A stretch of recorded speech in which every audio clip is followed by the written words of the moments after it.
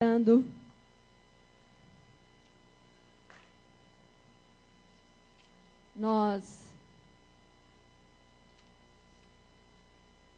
queria que você abrisse a sua Bíblia em Romanos.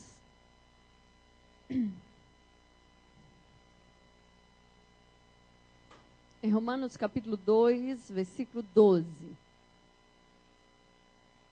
Romanos 2, 12. Deixa eu já usar essa Bíblia que está aqui. Digo 12, 2. Romanos 12, 2. Queria falar um pouco sobre a arte, a ciência de discipular. Fazer discípulo é um desafio diário para o discipulador.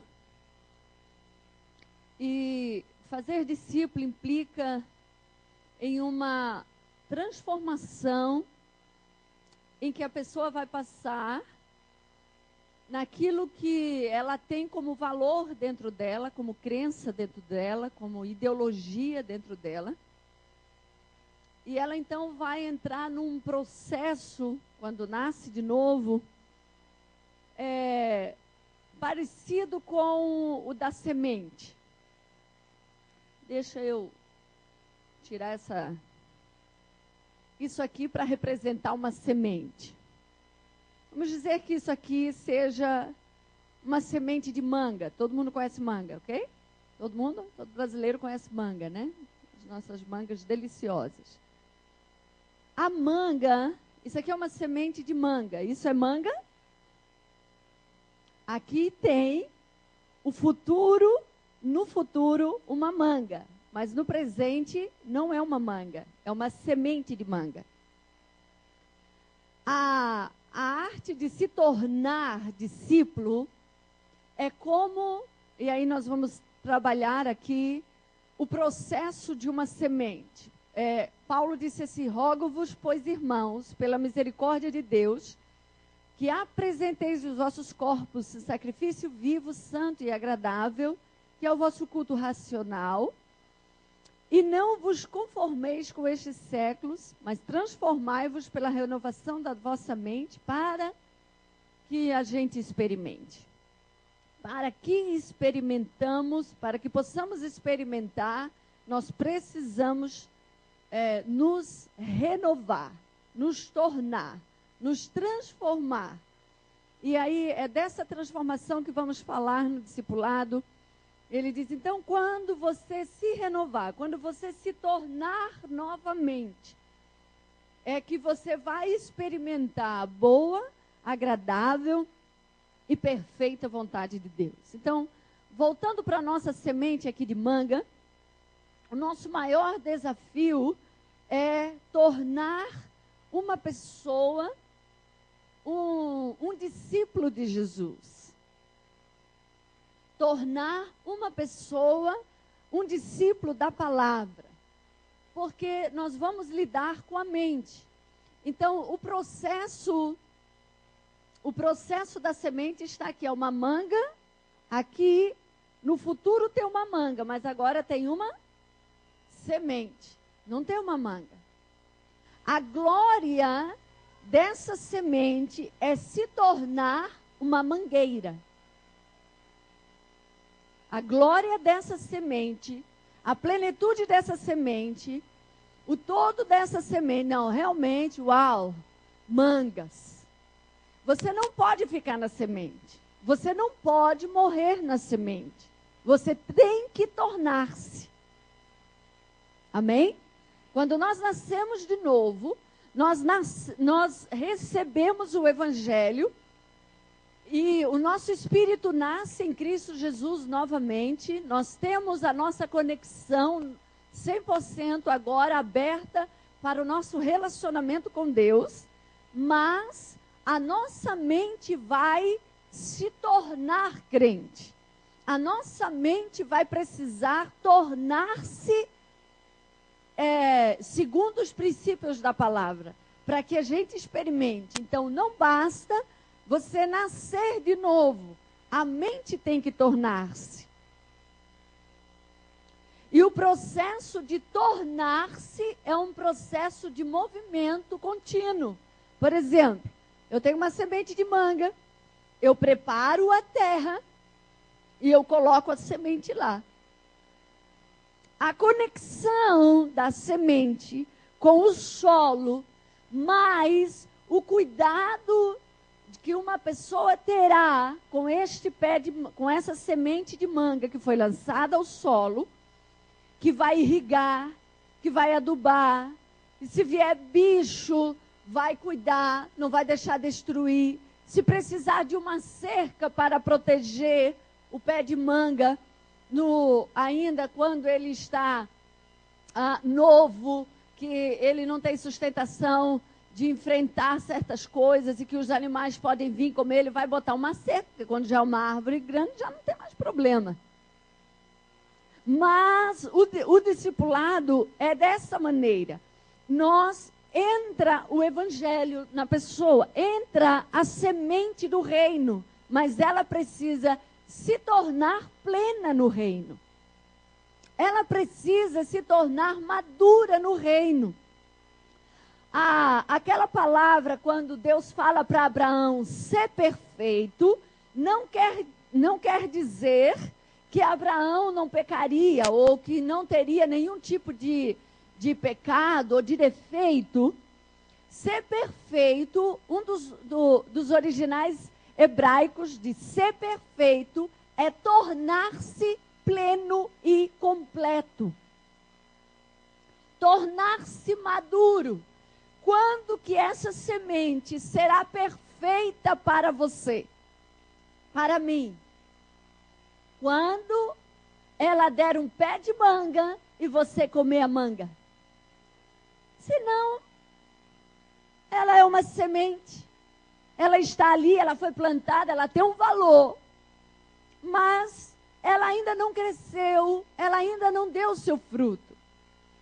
Quando que um pé de manga você plantou, tem lá no seu quintal de casa ou em qualquer outro lugar, quando que aquilo vai te dar prazer? Quando que aquilo vai ser pleno no seu propósito?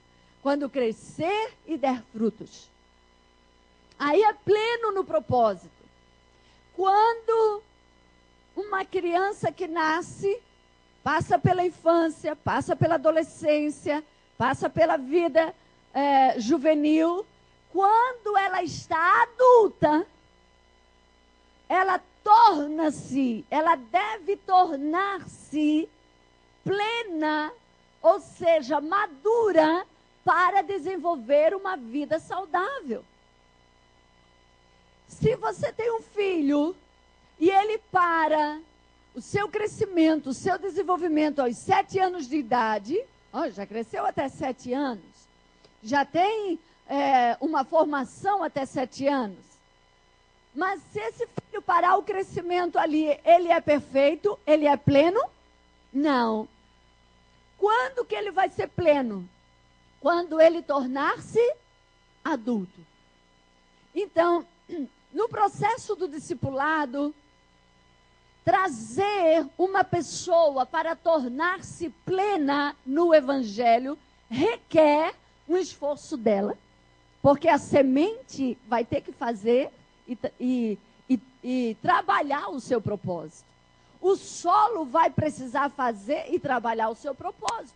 O propósito de um solo é trazer nutrientes, trazer sustentação para a semente se desenvolver. Quando nós temos uma pessoa na nossa célula, quando nós acompanhamos uma pessoa em Cristo, nós somos uma espécie de solo em Deus. Nós somos uma espécie de solo no Senhor, aonde essa pessoa está. Ela está conectada a nós. Ela recebeu Jesus, mas ela está conectada a nós. Ela vai olhar para nós, ela vai buscar de nós, ela vai perceber como nós lidamos com a vida na questão do evangelho em todas as áreas da nossa vida, na família, nas finanças, o nosso comportamento, o dia a dia na sociedade, as nossas emoções. Então, aquela pessoa que está conectada a nós somos uma espécie de solo.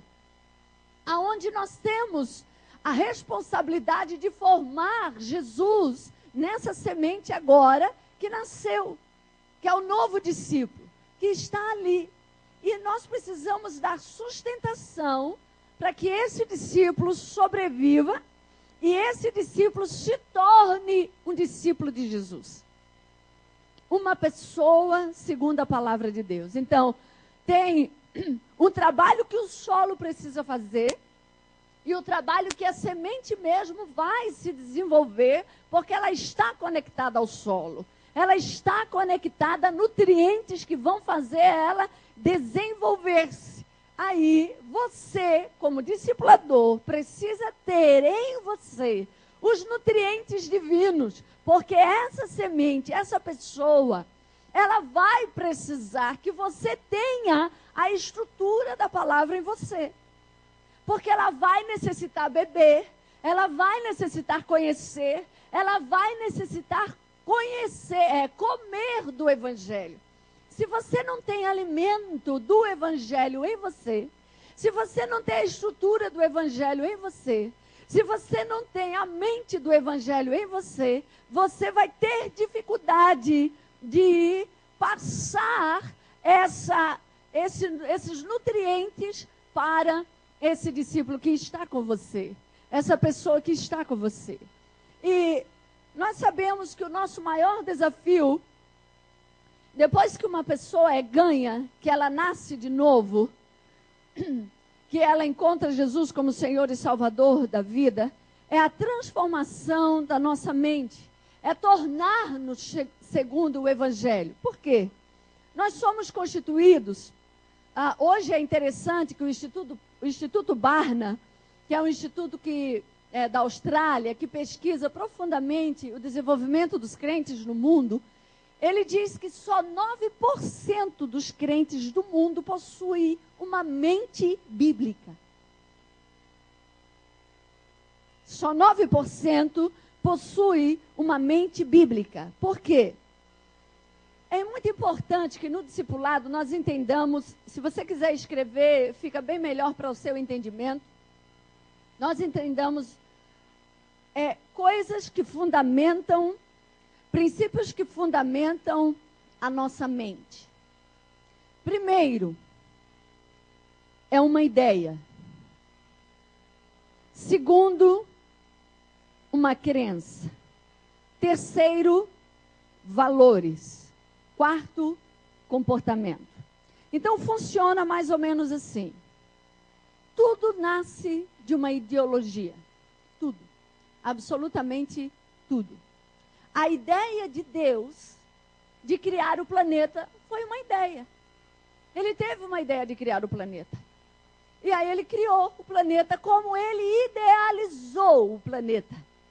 Com árvores, com animais do campo, animais do mar, com todas as espécies de árvore, com toda a beleza que tem o planeta. Tudo ele idealizou, ele fez. Está escrito. Ele é criação, nós somos criacionistas. Posso ouvir amém? Ele idealizou o homem, ele fez o homem. Ele idealizou a mulher, ele construiu a mulher. Agora, toda ideia vai gerar uma crença. Quando uma ideologia é estabelecida na mente de uma pessoa, ela gera uma crença. Por isso, a necessidade do ensino. E por isso, a necessidade de um ensino ser profundo e eficaz. Porque o que gera uma ideia nova, uma crença nova, um valor novo e um comportamento novo, vai ser o novo ensino. Vai ser o novo ensino, a nova teologia. Quando Jesus veio, ele trouxe, ele não anulou a lei, mas ele estabeleceu a lei e a ideia divina para o comportamento do ser humano na família, na sociedade, a vida do ser humano por dentro e por fora. Ideologia é a primeira coisa. Olhe, se o evangelho não mudar a sua ideia, não mudou você, e eu quero lhe dizer que nós estamos sujeitos a só ter nome de crente e a não chegar no céu. Se não muda a ideia, não muda sentimentos. Por quê? Porque a ideologia, ela estabelece em primeiro lugar um pensamento.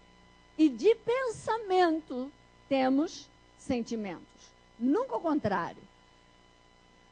Eu posso sentir, e a partir de sentir alguma coisa, eu também posso ter novas ideias. Mas primeiro, o processo da nossa mente, tanto cognitiva quanto emocional, está estabelecido pensamento.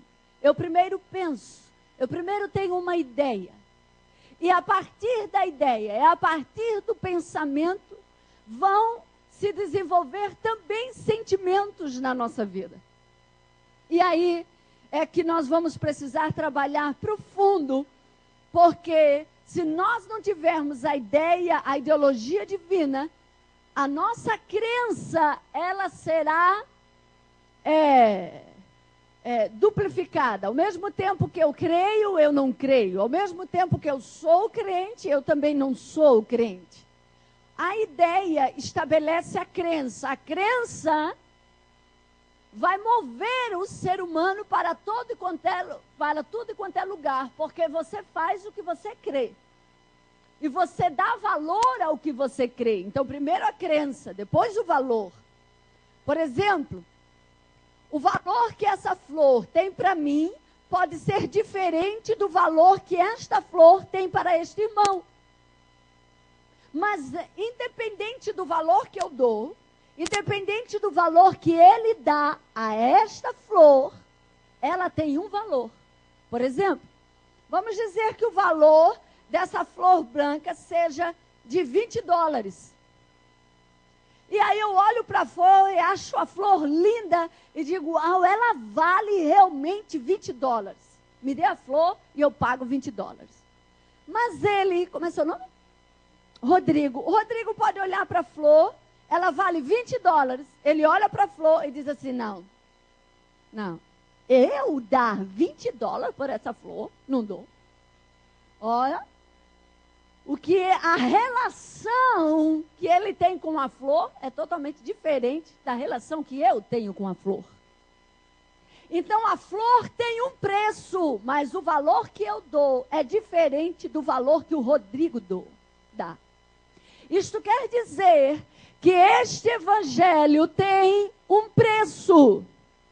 Mas o valor que Esther dá ao evangelho pode ser diferente do valor que o Rodrigo dá ao evangelho. Mas ele tem um valor.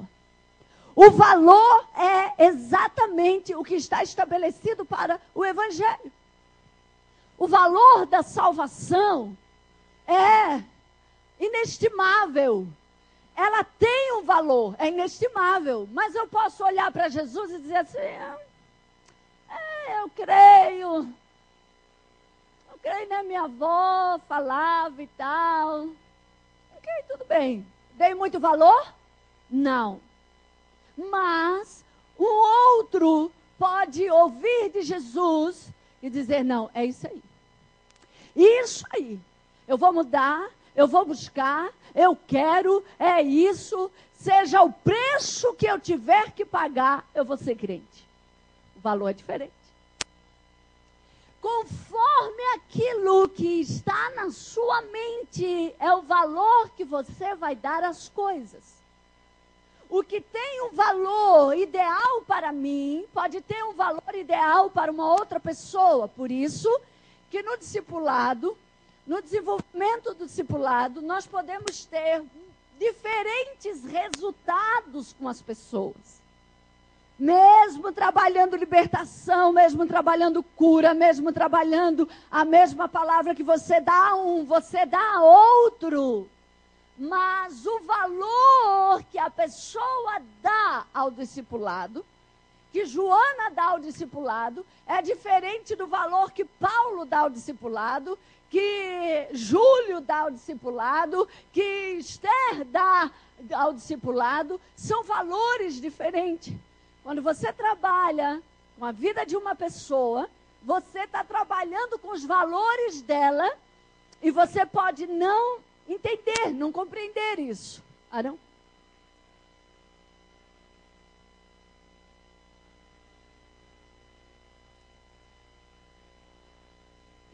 E é nesses valores que, se eles não forem mudados, nós não vamos ter alguns êxitos que gostaríamos de ter como discipuladores no desenvolvimento do nosso discípulo, porque entrou uma semente, o solo vai colocar aqui vários valores divinos, mas se a semente não der valor ao solo, se a semente não der valor ao que está sendo colocado, ela não vai se desenvolver. Discipulado é a arte de tornar-se. Vamos dizer junto? Discipulado é a arte de tornar-se. Tornar-se o quê? A mente de Cristo, a vida de Cristo, a ideologia de Cristo, a crença da palavra, o comportamento da palavra. Agora preste atenção. Você tem uma ideia. A ideia vai dar uma crença. A crença estabelece o valor do que você quer ou não. E o valor vai desenvolver um comportamento. Por exemplo, o meu comportamento em relação à flor de $20 é que, uau, gostei da flor. É $20. Pode ser caro, mas eu gostei, eu quero, eu vou pagar. Qual é o meu comportamento? De pagar, de buscar, de ter. Eu vou ter um comportamento de encontro aquilo. Mas o comportamento dele, ele olhou para a flor e disse, não vou pagar nunca $20 por isso. Eu encontro flores mais bonitas por um preço até menos. Então ele não deu valor a essa flor. O valor dele é diferente. A ideia dele é diferente em relação a essa flor. Ele não dá o valor que eu dou. Qual é o comportamento dele? Sair da loja, ir embora, não querer a flor. Vocês estão compreendendo? Conforme a ideia da pessoa, ela vai desenvolver crenças. Não, isso é bom para mim. Isso não é bom para mim. Não, eu quero isso. Isso são crenças. Ela vai desenvolver a crença e ela vai pagar por aquilo ou não. Ela vai dar um preço por aquilo ou não. Ela vai se relacionar com aquilo ou não. E o comportamento dela será um resultado. Então, o comportamento nosso, o nosso comportamento de vida, é o resultado das nossas ideias. Às vezes a gente olha para nós mesmos e diz, meu Deus, como é que eu fiz isso? Eu fiz isso porque isso está dentro de mim. Isso não está fora de mim. Talvez eu não conheça o que está dentro de mim. A ideia com que eu estou me movimentando, a crença que está dentro de mim, talvez eu não conheça o suficiente. A arte de você vencer na vida significa, em primeiro lugar, você conhecer a si próprio. A nossa maior burrada é conhecer o outro e deixar de se conhecer. Nós não transformamos o mundo do outro se nós não primeiro transformarmos o nosso. Nós não seremos a luz do mundo se primeiro nós não tivermos luz em nós. Não queira acender uma luz no outro e a sua está apagada. Então, essa semente vai ter os nutrientes que ela precisa se o solo tiver a nutrição. Se o solo tiver a vitamina e a fertilidade. Olhe, quero dizer uma coisa para vocês. A semente, ela tem o DNA. Ok. A semente, ela tem o DNA da mangueira que está aqui. Mas quem é que tem a fertilização? Quem é que tem as vitaminas? A semente ou o solo? O solo. Os dois juntos vai dar a glória necessária. Um dos maiores desafios da nossa vida, no que diz respeito a nós discipularmos uma pessoa, é transformar o mundo interior dela. E aí vai precisar de uma habilidade, já vou entrar nesse assunto aí, muito tremenda, para lidar com sérios fatores da nossa alma. E um deles são as nossas emoções. Lidar com as nossas emoções é um dos maiores desafios que nós encontramos. Um dos maiores desafios que nós encontramos é lidar com sentimentos, com emoções. As emoções, elas podem dominar completamente um ser humano. Elas podem nortear um ser humano para o bem ou para o mal. As emoções, embora as emoções não nasçam delas mesmas. Emoções nascem de ideias, de pensamentos, que geram crenças, que geram valores. E o valor é um sentimento. O valor é um sentimento. A ideia não, mas o valor é. É no valor que, é pelo valor que aquela flor tem a mim, é que uau, essa flor é maravilhosa. Então, eu já me senti alegre, eu já me senti feliz, eu já me senti com vários sentimentos dentro de mim de satisfação por adquirir aquela flor. Então, valor, eles estabelecem sim sentimentos dentro de nós. Mas em falarmos de sentimentos, os sentimentos mais desafiadores para a nossa vida são as emoções tóxicas e mortais. E aí, uma vez que atitudes ruins, se vocês não conseguem ver, passem para cá, é melhor. Uma vez que atitudes ruins desenvolvem-se através daquilo que pensamos, atitudes ruins desenvolve-se na nossa vida através do quê? Vamos lá, irmãos, pensar, acordai. Daquilo do quê? Pensamos. Pensamos. Por isso que Romanos diz, transformai a vossa mente. Quando está falando de mente aqui, está falando do sistema de razão. De razão, de pensamentos. O próximo passo é a formação de emoções tóxicas e mortais. Se desenvolvemos coisas ruins, atitudes ruins, próximo passo, então vai ser as emoções tóxicas e mortais. Próximo, por favor. Aí, vá para frente, por favor. Aqui nós vamos ter algumas emoções mortais, tóxicas, que nós temos que ter habilidade para trabalhar isso na vida das pessoas, porque elas matam as pessoas. Elas destroem, aí vamos falar rapidamente de algumas emoções que destroem o ser humano. E nós, como discipuladores, temos que ter a habilidade de lidar com essas emoções, tanto na nossa vida, como na vida do outro, porque isso mata e destrói a nós mesmos, mata e destrói o outro. Hebreus capítulo 12, versículo 15, diz assim, tendo cuidado de que ninguém se prive da graça de Deus e de que nenhuma raiz de amargura brotando vos perturbe e por ela muitos se contaminem. Voltando ao texto, a partir dessa vírgula diz, de que nenhuma raiz de amargura brotando. Então diga, amargura é uma semente.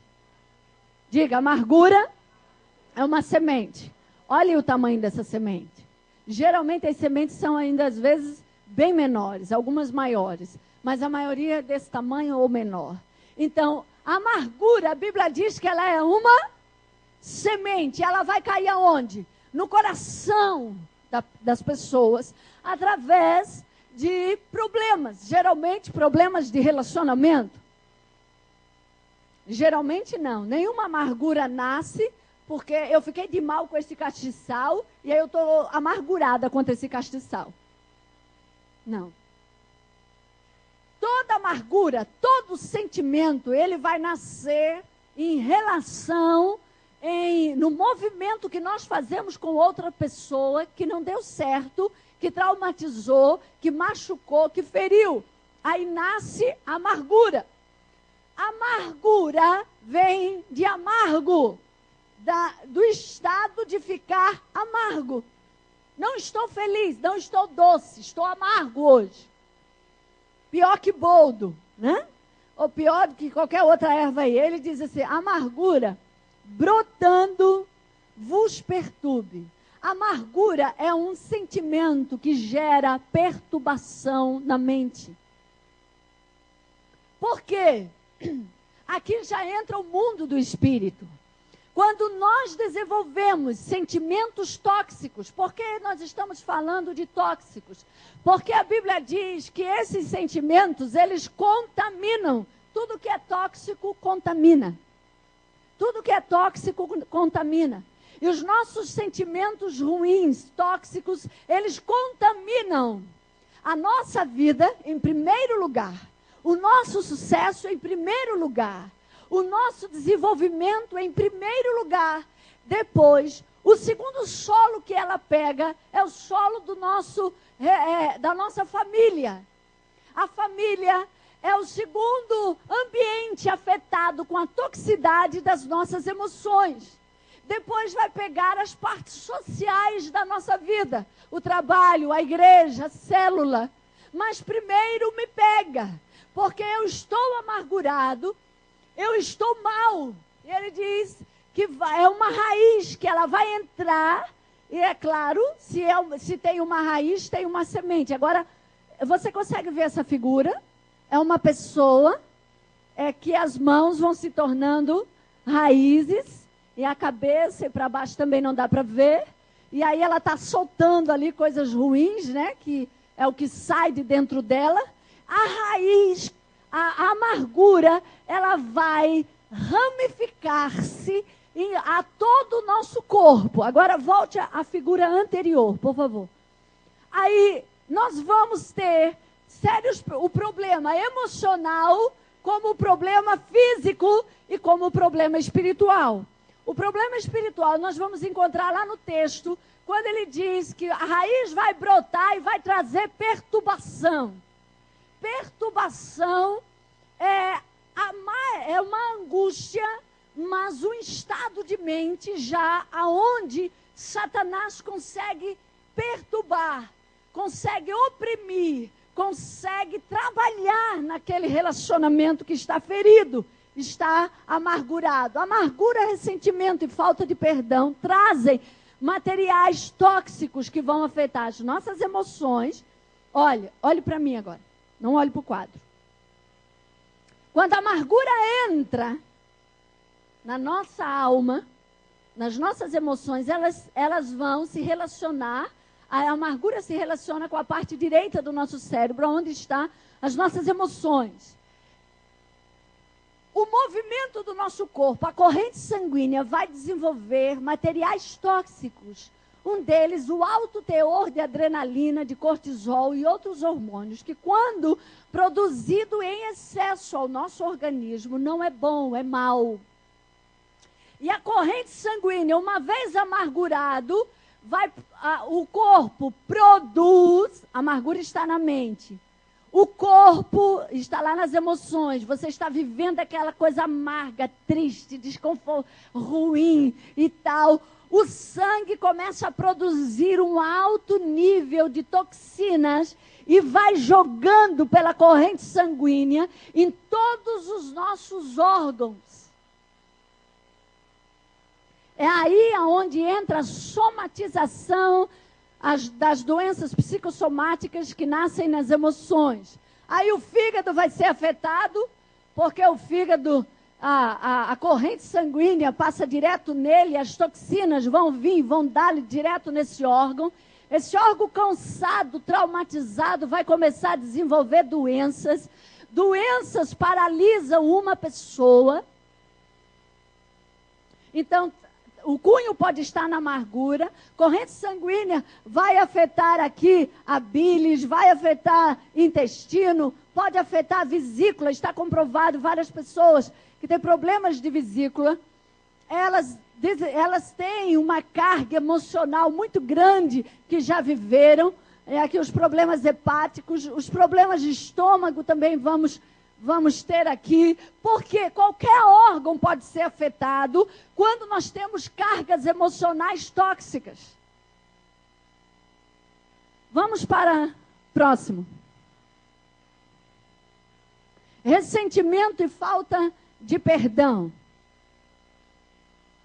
Mas, sobretudo, tende ardente amor um para com os outros, porque o amor cobrirá a multidão de pecados. Ressentir significa sentir novamente. O trabalho de quando eu estou amargurado, eu posso ressentir.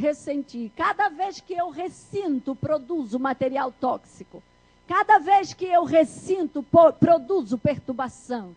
Cada vez que eu ressinto, produzo amargura, toxinas, adrenalinas, cargas terríveis de elementos químicos que são jogados no meu corpo, que vão trazer problemas ao meu corpo, falta de perdão. E aí nós precisamos entrar no perdão para desconectar esse material tóxico da nossa vida. Isso é importantíssimo no discipulado. É aí que estabelece a mudança de mente, uma vida restaurada, porque um dos princípios fundamentais para restaurar a vida é o perdão. Vamos para o próximo.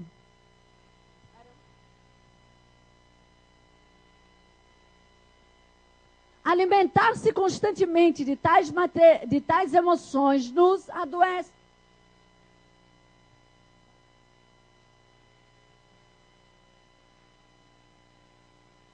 Alimentar-se constantemente de tais emoções nos adoece. Aí está um coração adoecido, aí atado, né, com band-aid, partido. Vamos para frente. Só para você saber, alegria. Porque a alegria do Senhor é a nossa força. Esse é um sentimento que sara. Quando nós estamos alegres, todas as defesas do nosso organismo estão em pleno êxito. Quando nós estamos tristes, quando nós estamos arrasados, as defesas das nossas células, aquilo que Deus construiu para defender o nosso corpo contra os bichos, contra as coisas ruins, entram imediatamente em um estado de não operação. Eles abaixam, eles não trabalham enquanto nós estamos tristes. Então, o que mais Satanás quer, pode passar a próxima, o que mais Satanás quer é que vivamos uma vida de emoções muito tóxicas, de emoções muito ruins. Por quê? Porque nós vamos adoecer mais rápido. Nós adoecemos a nós mesmos e adoecemos a família, porque contamina. Vamos para o próximo. Aí fala do amor não fingido. Só um pouquinho para frente, volta lá. O amor não fingido, esse amor é importantíssimo, porque às vezes nós tentamos fingir as emoções. Fingir é diferente de guardar. A Bíblia diz, tudo que você mais deve guardar nessa vida não é seus dólares, é o seu coração. Tem um problema ali, guarde o coração, não se meta, não é de sua conta, não se meta. Tem pessoas que elas vão, aonde elas passam, elas se engatam. Engata aqui, engata ali, engata. Tem pessoas que elas têm a habilidade de querer saber tudo. Tudo. Não saiba tudo. Gente, de tudo que nós temos que guardar, guarde o coração. Quanto mais você arrasta problema, sabe de problema, ouve problema, mais você vai estar pesado e mais habilidade você vai ter que desenvolver para trabalhar emoções tóxicas. Emoções tóxicas matam os sonhos de um ser humano, mata o vigor, mata a alegria, mata o amor, mata o gozo de viver. E a pessoa quer morrer quando ela está totalmente tóxica, totalmente cheia de sentimentos que não são bons. Agora, a arte de conhecer, de nos conhecer, é o primeiro passo para a nossa cura e libertação. Não adianta você querer conhecer o diabo. Deixa o diabo para lá e vai conhecer você. Porque dentro de você tem muito diabo. Você conhecendo, nós nos conhecendo, nós já vamos conhecer muito do diabo. Então ele não está longe, ele está perto, ele está dentro. Jesus disse, olha, o nosso maior problema não é o que está fora, é o que está dentro. Então nós temos que olhar para dentro.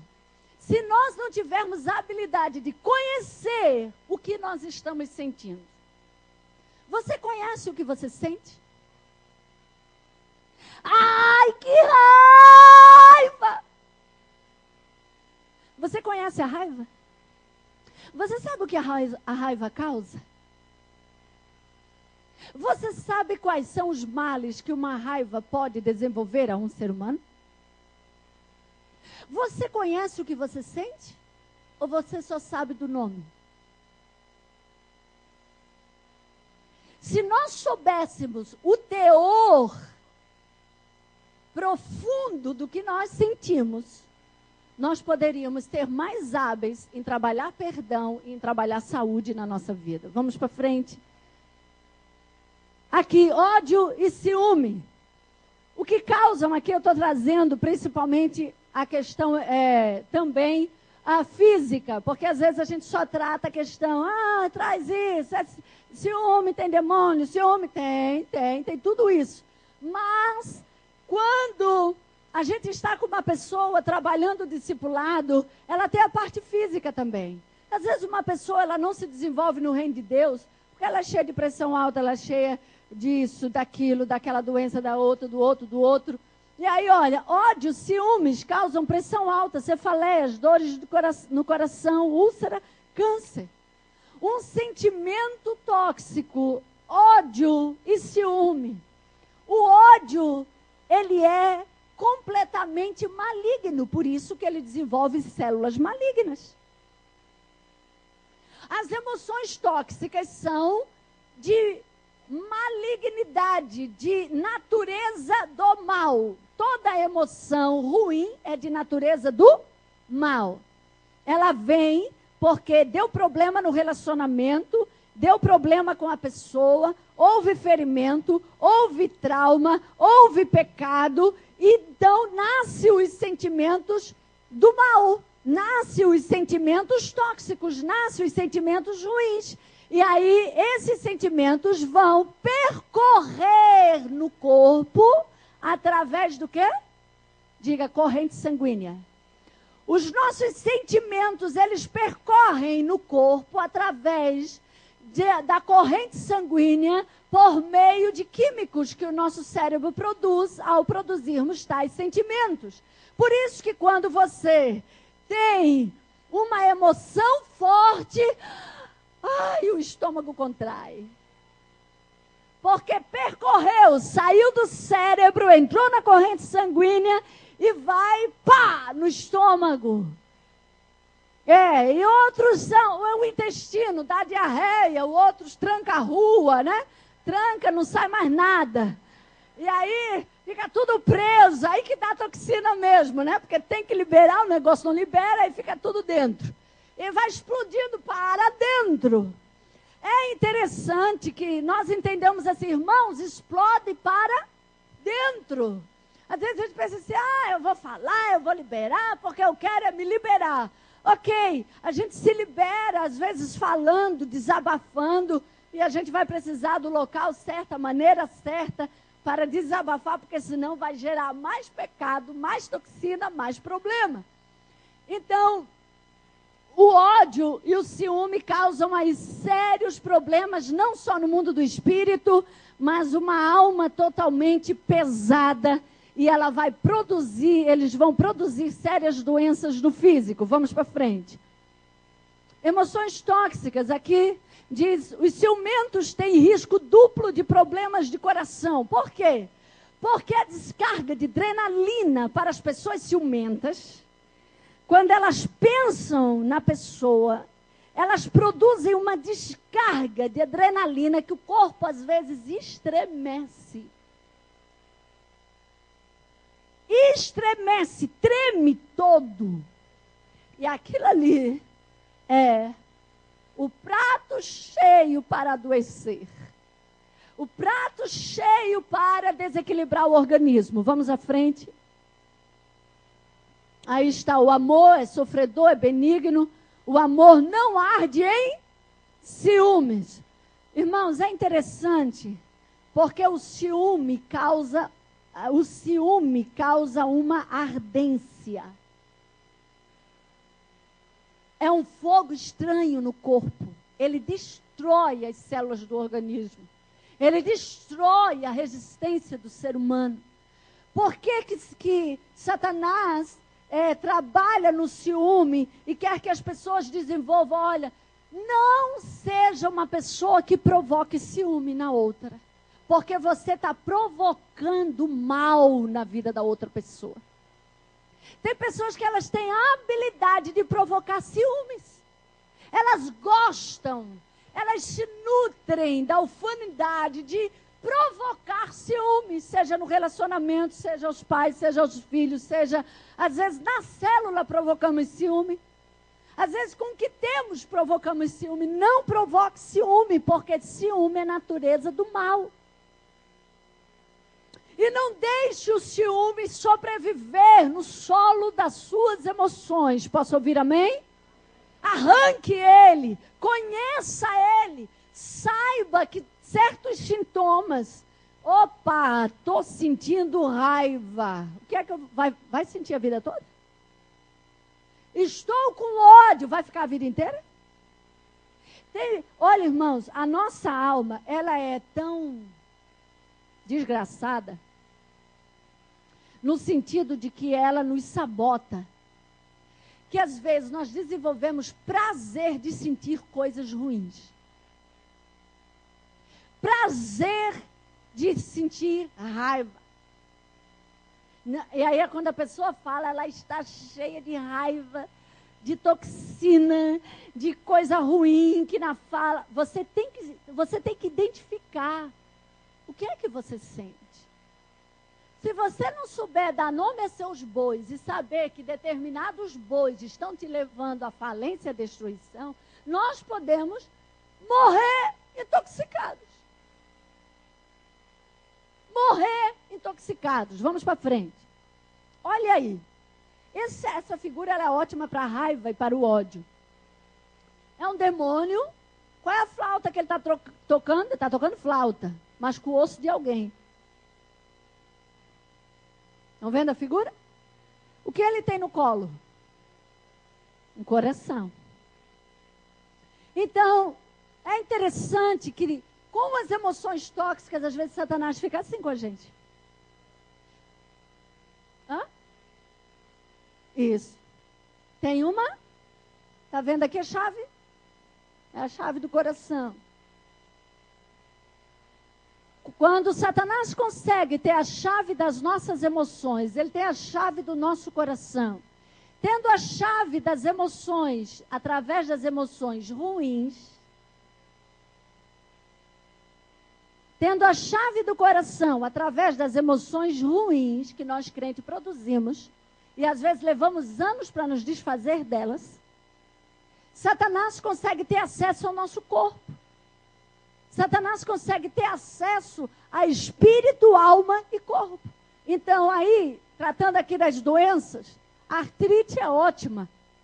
Pressão alta, doenças reumáticas, infarto, falência de coração e úlceras. A raiva é ótimo para produzir isso.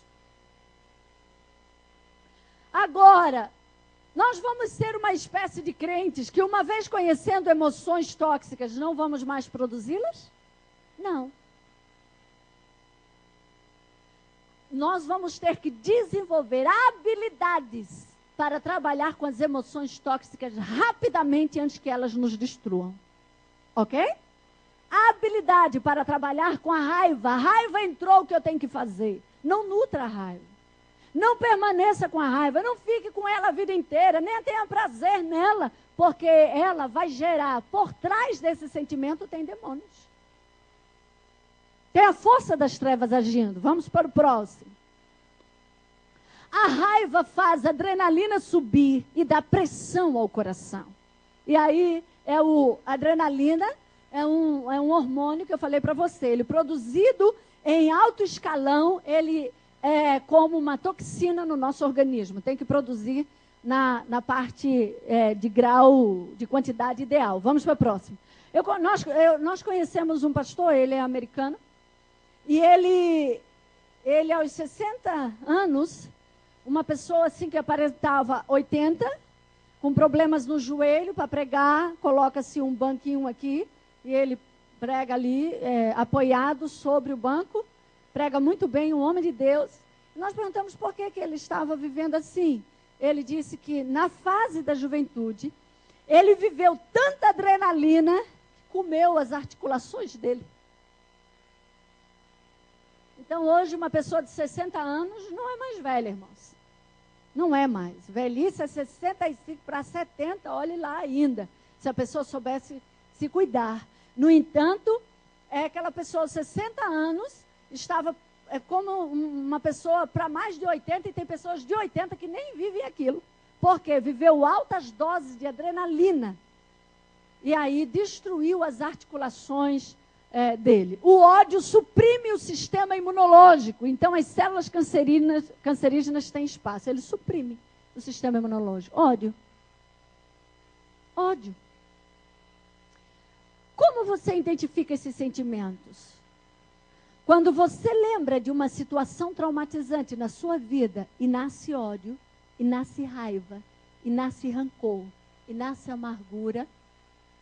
Opa! Estou sentindo isso. Não, sabe o que mais? Nem vou falar mais nisso. Vou falar mais nisso. Essa é a forma correta? Não.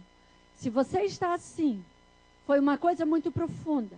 Você não consegue se desvencilhar da amargura, do ódio, da dor que aquilo ainda causa. E aconteceu há 10 anos atrás, há 5 anos atrás, e ainda tem dor. Quero dizer para você, se você tiver um discipulador ou um pastor que saiba trabalhar essas emoções para você botar para fora, ser liberto e pensar no problema e não sentir mais nada, você está feliz. Vá ao discipulador, vá ao pastor, trabalhe isso e limpe-se disso para que você pense naquela situação ruim que aconteceu e ao pensar não produza sentimentos ruins, ok?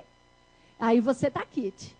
Se você não está quite, você não está resolvido, se quando você pensa no problema, você produz sentimentos ruins, não está resolvido, você vai precisar trabalhar. Se não tiver uma habilidade, não tiver pessoas hábeis para trabalhar, e isso é uma coisa que está tomando toda a sua vida, aconselho que você busque um terapeuta cristão que trabalhe profundamente as causas dos seus sentimentos tóxicos. As pessoas com raiva, com ódio, elas expressam, por exemplo, uma pessoa com raiva, a dor oculta da alma, né? Raiva, a dor oculta da alma. Quando nós temos raiva, mas está oculto, nós não sabemos. Como que nós podemos identificar uma pessoa que tem muita raiva dentro dela? Quando essa pessoa está na frente de um problema e ela reaciona na raiva. Ela está à frente de um problema e ela não mantém o controle, ela se desequilibra toda. Pronto. Aí tem uma grande quantidade de raiva. Tem uma grande quantidade de problema. Ou, se a pessoa está diante de um problema e ela consegue manter o equilíbrio público, mas dentro dela ela está se arrebentando, então ela tem uma grande quantidade de raiva. Outro é o espelhamento que nós podemos fazer no problema do outro.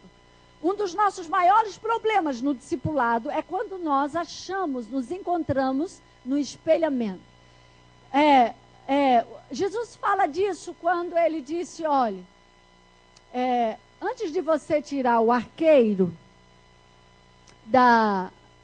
do olho do outro, tire a trave que está nos seus olhos. E isso ele está falando do espelhamento. Antes de você, quando você olhar o problema do outro, você vai ver um big problema, mas você está com o problema aqui nos seus olhos também. Então, limpe os seus olhos.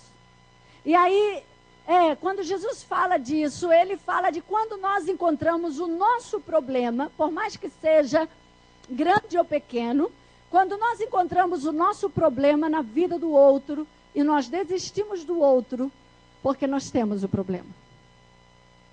Muitas pessoas não encaram discipular porque elas dizem assim, é muito difícil discipular. E é muito difícil discipular? É difícil discipular. Mas quando você conhece a si e você tem a habilidade de trabalhar consigo mesmo, você vai conseguir trabalhar com o outro.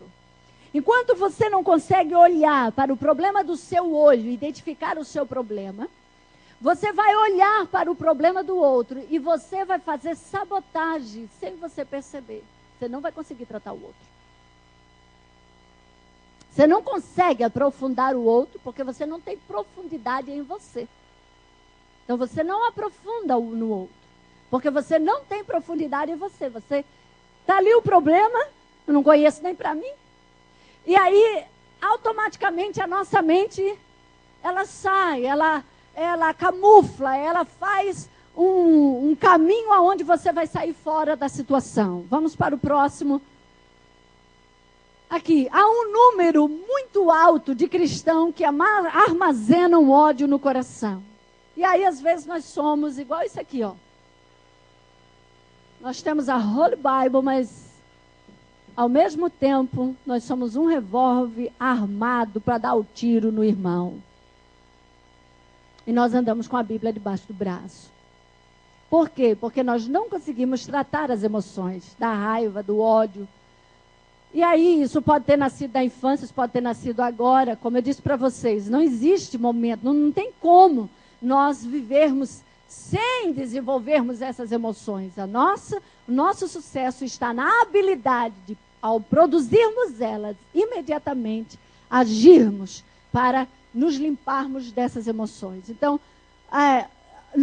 o desafio hoje não é ser cristão. O desafio hoje é ter uma mente aonde você tenha princípios da palavra estabelecido para você vencer tanto o mundo espiritual, quanto o mundo emocional, quanto os fatores físicos da nossa vida. Vamos para frente. Aí está o domínio próprio, né? Imagine uma parede que terminou de pintar, está toda linda, e esse menininho vem com as tintazinhas dele e faz isso aí. Se você não tiver domínio próprio, você vai criar um grau de toxinas aqui na família que você pode, aqui, essa criança pode ser corrigida, mas eu preciso ter domínio próprio para corrigir da maneira correta, para que eu não destrua ela e não destrua a mim mesmo.